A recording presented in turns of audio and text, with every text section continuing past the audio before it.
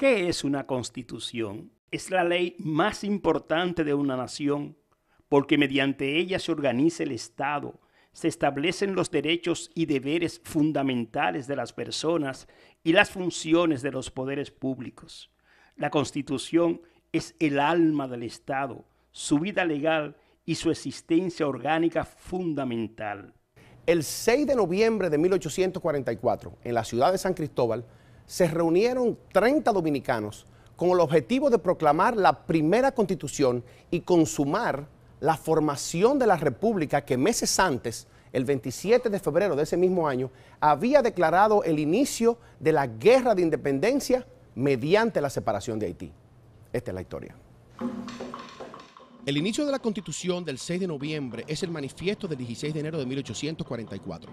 En efecto, la ola represiva desatada por el invasor haitiano forzó a que los trinitarios de Juan Pablo Duarte pactaran con los conservadores de Tomás Bobadilla y Briones. El compromiso de este pacto fue plasmado en el manifiesto de los pueblos de la parte este de la isla, antes española o de Santo Domingo, sobre las causas de su separación de la República Haitiana, cuyas firmas encabezaba Bobadilla y también la suscribieron Ramón Matías Mella, Francisco del Rosario Sánchez, Manuel Jiménez, Jacinto de la Concha y Félix María Ruiz, entre otros. Al respecto, el manifiesto dividía el territorio dominicano en 4 provincias: Santo Domingo, Santiago del Cibao, Azua, desde el límite hasta Ocoa y el Ceibo, al tiempo que establecía que el gobierno estaría conformado por un cierto número de miembros de cada una de ellas, cuestión de que participaran proporcionalmente de su soberanía. Proclamada la independencia el 27 de febrero y proclamado el general Pedro Santana como primer presidente de la naciente república, las contradicciones entre los trinitarios y los conservadores no tardaron en salir a flote, por lo que los duartianos se dispusieron a tomar el control del Estado, fraguando un golpe contra la Junta Central Gubernativa. Enterado Pedro Santana de que la Junta Central Gubernativa había sido derrocada por los trinitarios y que Duarte había sido proclamado presidente, como reacción para ilegitimarlo, el general Ceibano dictó un decreto convocando a elegir un Congreso Constituyente.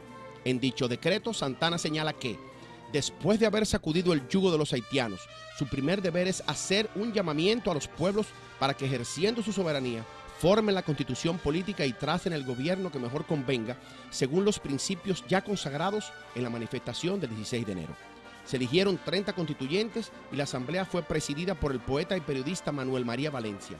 Una vez electos, los diputados constituyentes se reunieron solemnemente en San Cristóbal a partir del 21 de septiembre de 1844. El territorio de República Dominicana se divide en 5 provincias que son Compostela de Azua, Santo Domingo, Santa Cruz del Ceibo, la Concepción de la Vega y Santiago de los Caballeros.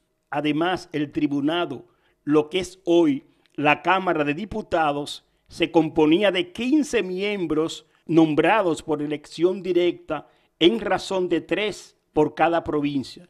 De igual modo, el Senado, llamado entonces Consejo Conservador, estaba integrado por 5 miembros en razón de 1 por cada provincia.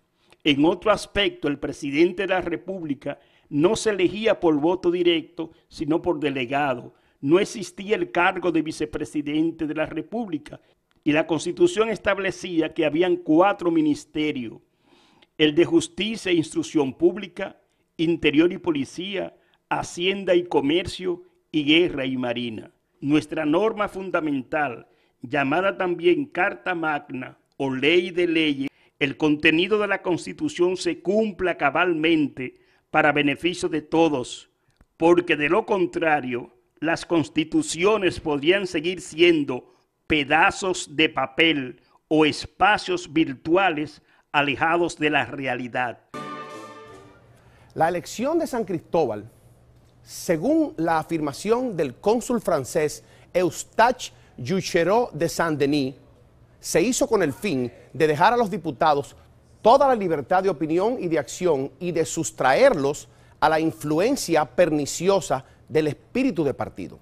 En principio, se escogió el poblado de Guerra, pero debido a la falta de facilidades, el mismo Congreso Constituyente decretó el traslado a San Cristóbal.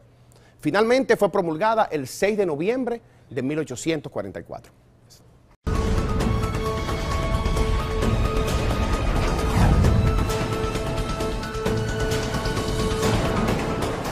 Luego de la caída de la dictadura de Trujillo, Una reforma constitucional estableció que tan pronto se eligiera el nuevo gobierno previsto para tomar posesión en febrero de 1963, los legisladores electos se convertirían en miembros de la Asamblea Revisora para dictar una nueva constitución. Los anhelos de libertad y de reivindicaciones sociales imponían una nueva ley de leyes que garantizara los derechos fundamentales de ciudadanos y ciudadanas y que a la vez reflejara el iniciado proceso de democratización desde el punto de vista político, social y económico.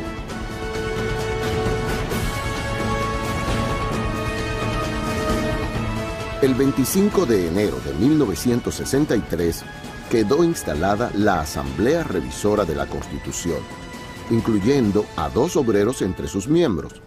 Por primera vez en la historia del país, los obreros estaban representados en un órgano de esta naturaleza. 3 meses más tarde, el 29 de abril, se promulgó la Constitución más democrática que ha conocido el país en toda su historia.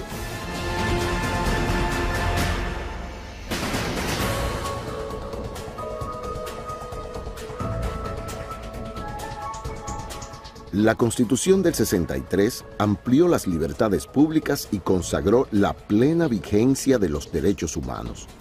Entre otros aspectos, proclamó la libertad sindical, la libertad de expresión, la libertad de prensa, consagró para los campesinos desposeídos el derecho de la tierra, prohibió el latifundio, estableció que solo los dominicanos tenían el derecho a adquirir tierra en propiedad, estableció el derecho a la vivienda y facultó al Estado para su cumplimiento. Otorgó a los obreros el derecho a participar en los beneficios de las empresas donde trabajaban.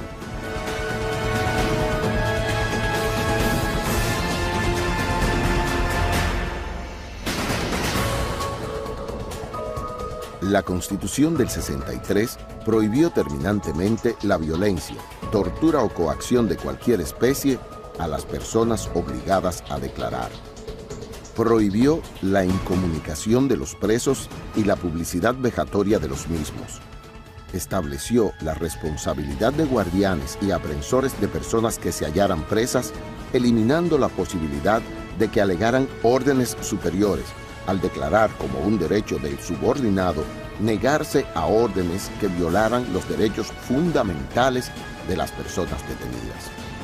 El concepto moderno de la transparencia y el derecho al libre acceso a la información quedó establecido en el artículo 74 al declarar que todas las personas tienen acceso a los registros de detenidos y presos.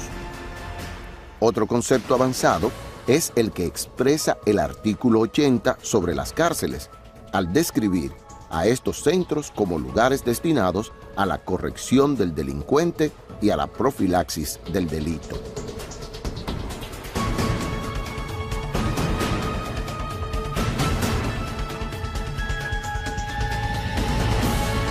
Después de una larga dictadura en la que el control estuvo basado en el monopolio de los medios de producción a partir del saqueo de los bienes del pueblo, la nueva ley de leyes que trajo el proceso de democratización establecía como principio en uno de sus primeros artículos, el número 5, que sustraer fondos públicos es un delito contra el pueblo, así como obtener ventajas económicas ilícitas prevaleciéndose de posiciones dentro del Estado, ya sea para sí mismo o para familiares, allegados, amigos o relacionados. Para estos delitos, la Carta Magna del 63 establecía la pena de degradación cívica y exigía la restitución de lo ilícitamente apropiado. Sobre la fiscalización de la administración pública, establecía claramente el rol del Poder Legislativo al otorgarle a la Cámara de Diputados la facultad de presentar ternas para la elección de la Cámara de Cuentas, que sería electa por el Senado de la República.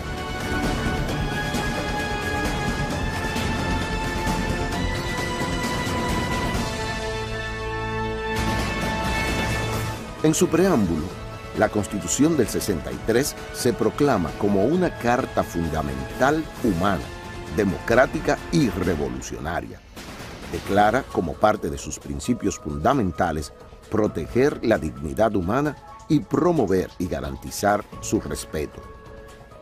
En su artículo segundo, establece que la existencia de la nación dominicana se fundamenta principalmente en el trabajo, base primordial de su organización social, política y económica, y como tal, obligación ineludible de todos los dominicanos aptos.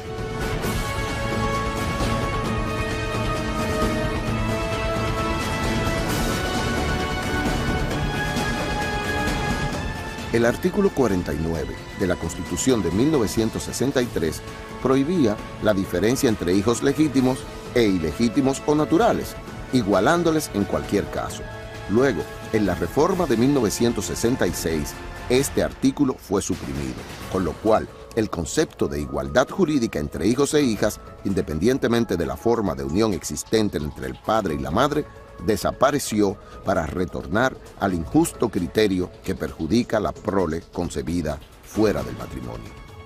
No fue hasta 1994, cuando se promulgó el Código del Menor, que se logró desterrar esa figura excluyente de las leyes dominicanas. Otro aspecto novedoso fue el establecido por los artículos 46 y 47, que daban absoluta igualdad de derechos civiles a la mujer casada, aspecto que también revirtió la reforma de 1966. Esto produjo un gran activismo dentro de los grupos organizados de mujeres en la sociedad civil, y no fue hasta 1978 cuando otra reforma constitucional introdujo de nuevo el concepto que 25 años antes, es decir, en 1963, reconocía la igualdad de las mujeres como ciudadanas de pleno derecho.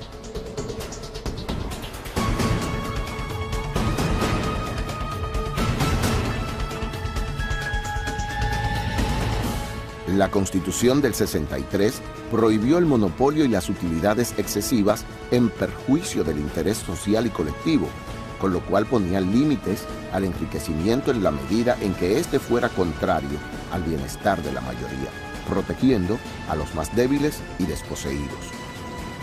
El artículo 3 declaraba libre la iniciativa económica privada. Sin embargo, la misma no podrá ser ejercida en perjuicio de la seguridad, la libertad o la dignidad humana. El artículo 4 declaraba que como norma general, la propiedad debe servir al progreso y bienestar del conglomerado. El artículo 30 establecía muy específicamente que quienes acapararan artículos de consumo de primera necesidad con el propósito de causar el alza de sus precios serían perseguidos y sancionados conforme a la ley.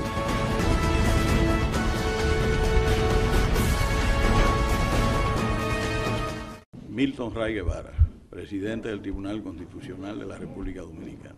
Bueno, el nombre es que la primera influencia de los principios democráticos que recibió el hoy Estado Dominicano desde su fundación el 27 de febrero de 1844 se encuentran en la Constitución de Cádiz de 1812, la llamada Constitución de la Pepa. Y eso así porque incluso tuvimos un representante, don Francisco Paula Mosquera, quien estuvo en las Cortes activamente y participó en dos comisiones, en la Comisión de Justicia y en la Comisión de Verificación de ceremoniales. Y entonces, a partir de ese momento, tanto en la definición de lo que son los órganos del despacho de la Administración Pública, o sea, secretario de Estado y del despacho, eso es influencia de Cádiz. Las diputaciones provinciales, el jefe político nombrado en el Reino de España por el rey, en República Dominicana por el presidente de la República. El régimen municipal extraído totalmente de la Constitución de Cádiz. El hecho de que en la República Dominicana se consagra a la Iglesia Católica, apostólica y romana, decía el texto, como religión del Estado, es la influencia de la Constitución de Cádiz, que también hacía y le daba un rol importante a la Iglesia católica. De manera que ahí hay 4 elementos que demuestran su influencia es real y además el espíritu de la Revolución Francesa, la representación popular, la idea de la soberanía nacional, son valores importantes de la democracia que llegan a la República Dominicana a través de la Constitución de Cádiz.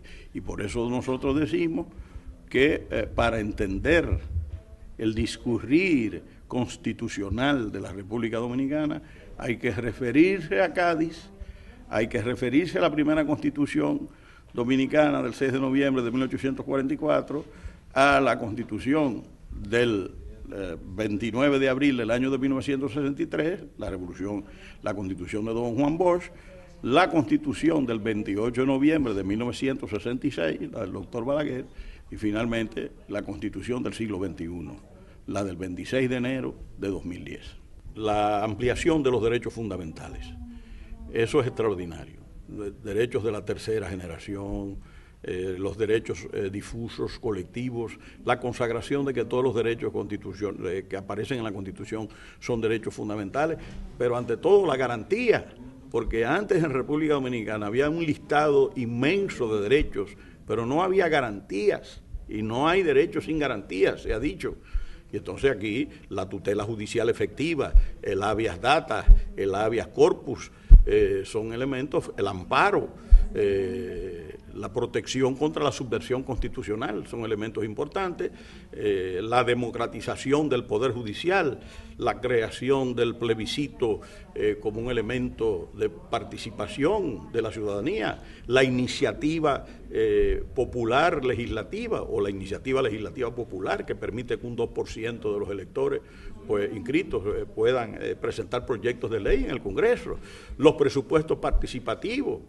Esos son elementos novedosos que le dan otra característica a la democracia dominicana, que va a dejar de ser tan formal y será más real, que es lo que le interesa al ciudadano de a pie. Al ciudadano de a pie no le interesan fórmulas genéricas de la Constitución, le interesa ver en carne viva cómo se refleja en el quehacer cotidiano los principios de la Constitución. Nuestra comunidad en el exterior es una comunidad apreciada, aporta no solamente generosamente recursos con sus remesas a los dominicanos, sino también con su aliento, con su ejemplo de trabajo, de amor patrio. Es una comunidad enormemente apegada al lar nativo y eso se aprecia enormemente en Santo Domingo. Y por eso se ha consagrado en la Constitución de 2010 la representación de los dominicanos en la Cámara de Diputados. Son 7, se hace por 3 circunscripciones, España está en una, con Madrid y Barcelona, van a tener, claro, su asiento en la Cámara de Diputados. Eso le va a permitir que las políticas públicas que se diseñan en la República Dominicana tomen en consideración a esa diáspora. Todo el palpitar de esa diáspora, aquellas medidas que sean necesarias para acogerlos cuando vayan allá, para darle protección, lo que sea, se van a reflejar naturalmente en la elaboración de las leyes dominicanas.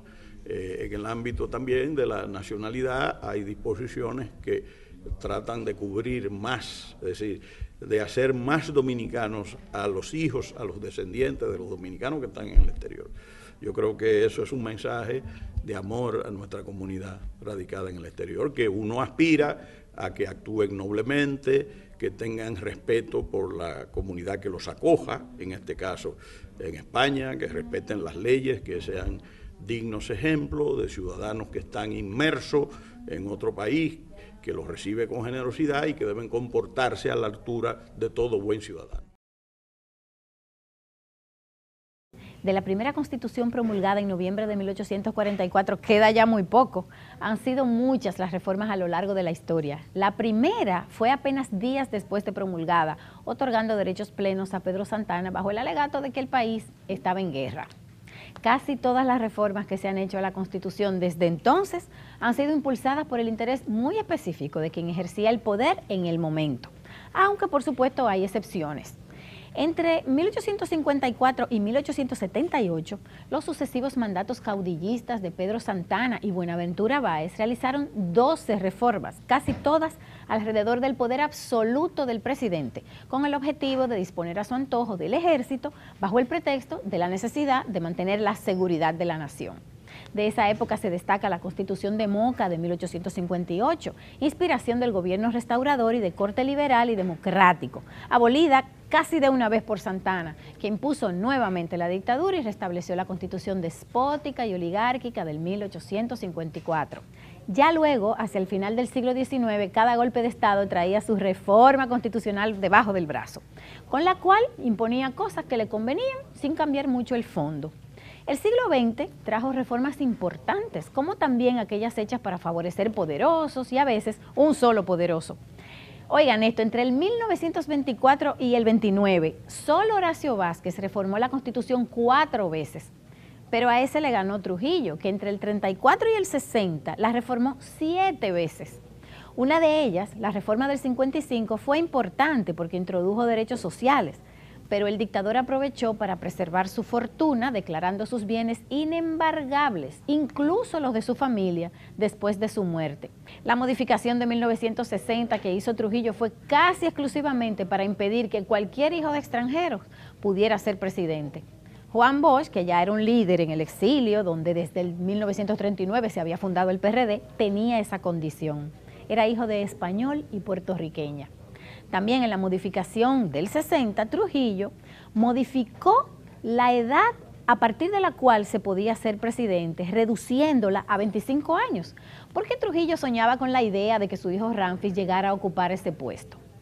Derrocada la tiranía, fue precisamente Juan Bosch quien encabezó una de las más amplias reformas constitucionales en 1963, que estableció principios avanzados en lo económico, político y social. Esta constitución fue vista con recelo por las élites dominantes porque consagró el derecho de los obreros a los beneficios de la empresa, prohibió el monopolio en manos de particulares e inició una profunda reforma agraria, entre otras reivindicaciones sociales importantes. 3 años más tarde, Joaquín Balaguer abolió todos esos avances con su reforma de 1966 y puso las cosas tal y como estaban antes de Bosch. Las 3 reformas más recientes son las del 94, 2002 y 2010, muy diferentes entre sí en cuanto a motivación y contenido. La del 94 fue durante el mandato de Balaguer y vino por una gran crisis electoral. Esta reforma estableció nuevamente la no reelección presidencial, redujo a 2 años el periodo presidencial de Balaguer y por tanto originó nuevas elecciones en el 96. También estableció los colegios cerrados.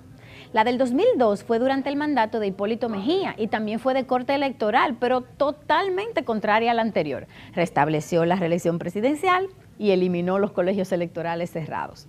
La del 2010, bajo el mandato de Leonel Fernández, ha sido una de las más amplias porque cambió el paradigma constitucional dominicano hacia un Estado social y democrático de derecho basado en la dignidad humana, conceptos que antes no estaban consignados clara y específicamente en textos anteriores.